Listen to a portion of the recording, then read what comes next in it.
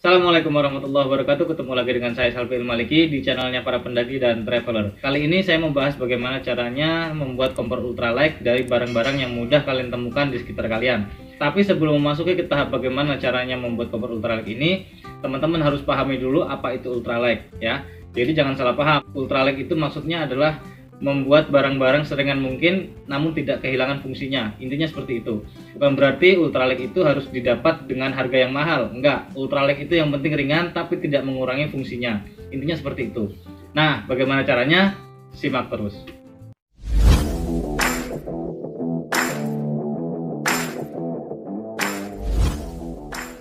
Oke teman-teman, sebelum kalian membuat kompor ultralight, teman-teman harus mempersiapkan alat-alat dan barang-barang yang diperlukan untuk membuat kompor ini. Nah, apa saja barangnya? Ini yang pertama adalah kaleng bekas ya, kaleng bekas minuman ya. Kalian bisa dapatkan ini Pocari Sweat, larutan cap kaki 3, Sprite, Coca-Cola dan lain sebagainya. Ini 2 buah. Kemudian ada gunting. Kemudian ada pisau, bebas pisaunya kayak apa aja, yang penting tajam. Kemudian ini ada tang. Kemudian ini ada spidol. Kemudian ini ada metanol. Ini bukan spiritus ya, ini metanol. Kemudian ini ada double tip. Nah, itu tadi barang-barang yang diperlukan. Sekarang kita mulai ke tahap pertama, cara pembuatannya. Pertama-tama kita siapkan dulu kalengnya. Yang kedua spidol. Yang ketiga double tip. Tahap yang pertama, kita buat ukuran dulu ya, buat apa ya namanya, batas.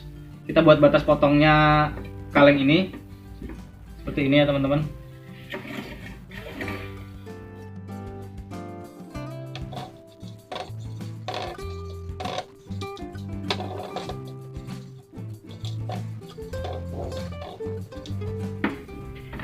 Nah seperti itu.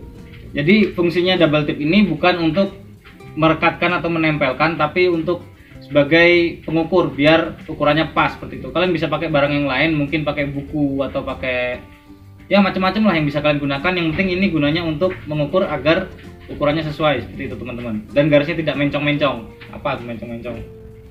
Oke, ke tahap selanjutnya yaitu kita pakai ini pisau untuk melubangi ya, melubangi dulu. Kita lubangi dulu.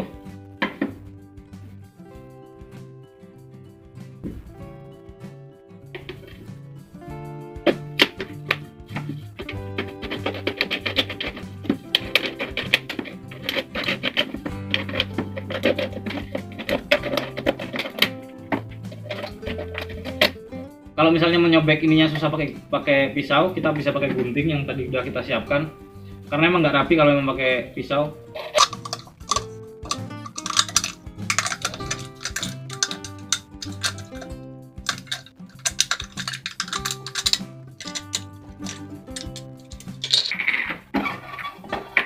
Udah jadi satu, ya.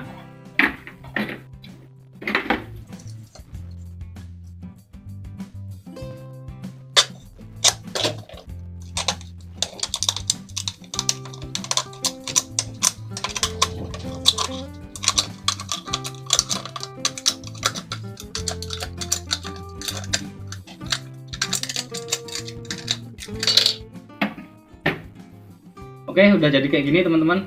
Kemudian kita satukan ini kayak gini.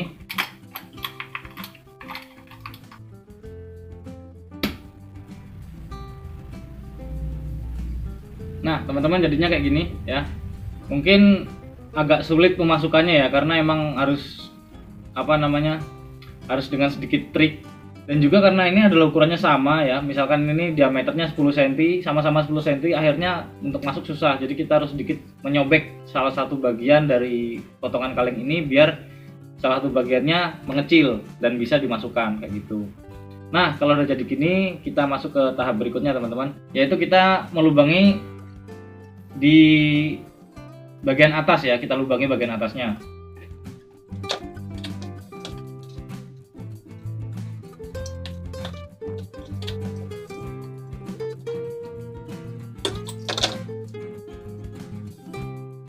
Nih, dilubangi kayak gini teman-teman ya. Kemudian kalau udah dilubangi kita tarik pakai tang, kita sobek agak besar.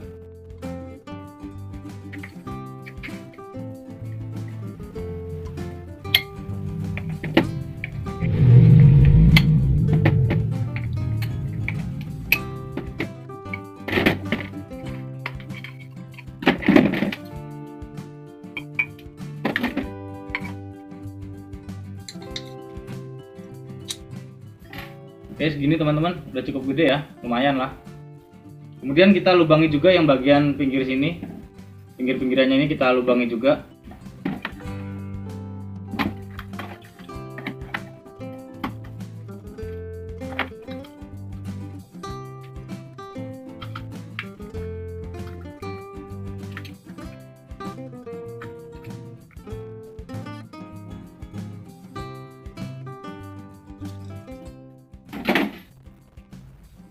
Nih udah cukup dilubangi ya teman-teman, nih kelihatan nggak?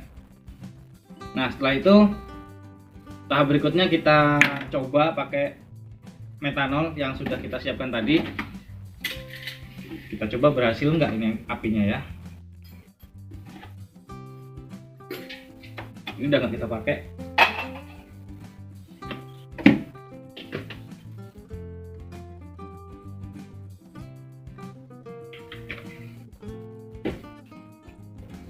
Kita coba hidup apa enggak. Kalau hidup sih pasti hidup, cuman fungsinya gimana kan gitu. Nah nih kita lihat teman-teman, kita tes pakai tisu ya teman-teman. Mungkin dari kamera agak nggak kelihatan gitu ya. Nih kita tes. Nah nih kelihatan kan.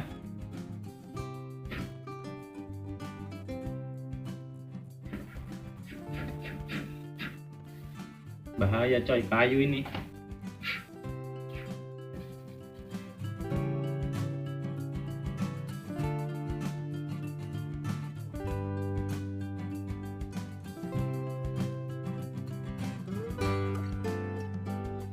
Nah itu tadi teman-teman, bagaimana caranya membuat kompor ultralight dari barang-barang yang bisa kita temui di sekitar kita, yaitu barang bekas gitu kan. Nah ini udah jadi kompornya, cuman ini masih akan menjadi pro kontra. Ultralight kuwi larang bos, misalnya kayak gitu. Itu ada yang bilang kayak gitu, tapi bagi saya ultralight itu adalah ringan, dan ringan itu nggak harus mahal teman-teman. Dari barang-barang bekas yang kayak gini pun kita bisa membuatnya jadi barang yang berguna ketika kita nanti survive di alam. Cuman tetap masih banyak kekurangannya. Salah satu kekurangan dari kompor ini adalah kita tidak bisa memperkirakan seberapa banyak cairan yang kita butuhkan untuk beberapa waktu yang lama. Kemudian itu yang pertama. Yang kedua, kita tidak bisa memperbesar dan memperkecil apinya. Kemudian kita juga harus pakai tungku tambahan. Maksudnya gini, katakanlah ini gelas aluminium gitu kan. Ketika kita taruh di atasnya, di atas kompor, langsung kita taruh di atas kompor, itu akan mematikan api yang ada di kompor ini. Kenapa? Karena tidak ada sirkulasi udaranya kayak gitu teman-teman. Nah kita harus buat tungku ya. Tungku ya, pintar-pintar teman-teman lah kalau di alam bagaimana caranya buat tungku. Misalnya teman-teman cari batu yang ada di sekitar teman-teman, atau cari ranting buat naruh di sekitar kompor ini, biar nesting atau apapun yang teman-teman gunakan untuk masak itu bisa berdiri atau bisa nunggu di atas kompor ini tanpa harus mematikan api yang ada di kompor. Nah kemudian kelemahan berikutnya yaitu kompor ini tidak tahan lama. Maksudnya gini, mungkin teman-teman bisa pakai ini dalam waktu 1 atau 2 kali pendakian. Teman-teman bisa pakai kompor ini di alam. Mungkin dalam pemakaian ketiga kompor ini udah nggak berfungsi, mungkin karena udah rusak, peot atau lain sebagainya. Nah kelemahan berikutnya yaitu ini gampang peot. Nah kayak gitu ya teman-teman, baru ketemu. Gampang peotnya kenapa? Mungkin karena terdesak oleh barang-barang berat lainnya, barang-barang yang mungkin lebih kuat gitu kan, akhirnya bisa membuat barang ini jadi peot. Kemudian kelebihannya tentu saja barang ini ringan, mungkin sekitar 20 gram gitu kan. Daripada kalian bawa kompor yang konvensional itu jauh lebih berat, tapi kalau teman-teman bawa kompor ini, teman-teman cuman bawa beban 20 gram. Nah kayak gitu teman-teman, teman-teman bisa pilih sendiri. Saya tidak memaksakan teman-teman untuk harus punya kayak gini, enggak, tapi ini adalah salah satu opsi yang bisa teman-teman gunakan ketika nanti di alam. Kalian budgetnya terbatas, nggak bisa beli kompor, nggak bisa sewa kompor, pakai yang kayak ginian. Sedikit putar otak, sedikit banyak cari referensi kompor yang ada di YouTube, di Google dan lain sebagainya. Ini bisa jadi salah satu alternatif. Tidak harus kalian pakai ini, enggak, kalian bisa pakai kompor yang lain.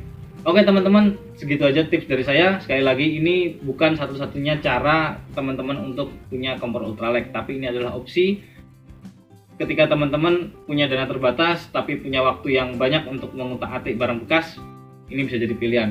Oke teman-teman, segitu dulu. Jangan lupa di subscribe, di like, di share sama teman-teman kalian yang lagi sedang naik gunung. Tonton juga video saya yang lainnya dan nyalakan lonceng notifikasinya. Saya Albi El Maliki pamit. Assalamualaikum warahmatullahi wabarakatuh.